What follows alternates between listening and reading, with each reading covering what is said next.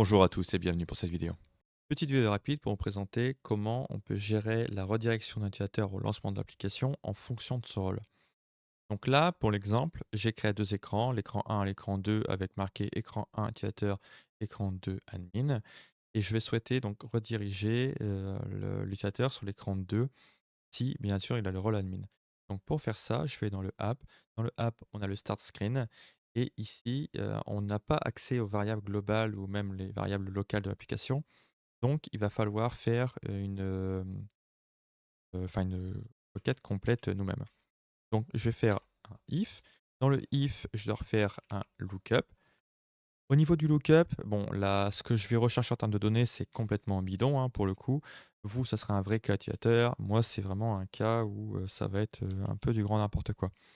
Je vais me recabler sur la base de données de la série qui est en cours de diffusion, donc la série RH, où je vais donc aller taper sur le rôle RH, où je vais dire que si, par exemple, le titre égale à RH, alors à ce moment-là, je vais ressortir une valeur qui serait, par exemple, hem, la admin, donc la accès admin.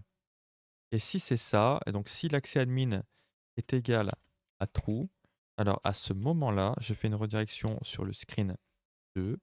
Si pas, je fais une redirection sur le screen 1. Le RH, évidemment, doit être entouré entre deux doubles cotes. Et voilà.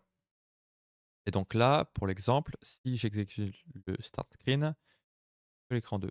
Si je me remets sur l'écran 1, je refais le start screen, écran 2 directement. Là, maintenant, bon, dans le cas du rôle RH, le RH absolument. Donc si maintenant je prends le manager, par exemple, et que je regarde si le manager a les accès admin, je crois que oui, hein, mais bon, on va vérifier, il les a pas. Donc comme ça, le manager arrive sur l'écran 1. Évidemment, ce que je simule avec le start screen qui est ici, ça va se faire tout seul, c'est dès que l'application va être chargée, hein. Si par exemple, je viens faire un F5 dans l'application maintenant, ça me fait le même comportement, hein, et même si je viens utiliser cette application-là en mode lecture à côté, j'aurai aussi ce même comportement. Donc voilà, c'est comme ça que ça se gère avec le start screen. Donc pour rappel, le start screen a quand même une limite qui est, assez importante à prendre en compte, c'est le fait de ne pas pouvoir utiliser les variables. Donc à ce moment-ci, vous êtes obligé de réaliser une requête là.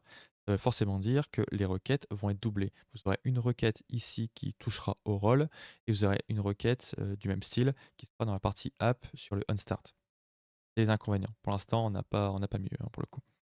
Dans tous les cas, si vous avez des questions ou des commentaires, je sais pas, l'espace commentaire est là pour ça. Et moi, je vous dis à la prochaine. Allez, salut. Eh, t'as vu? Le petit chibi, il dort tranquillement, paisiblement. Et toi, pendant ce temps-là, t'as toujours pas cliqué sur le bouton t'abonner? C'est triste.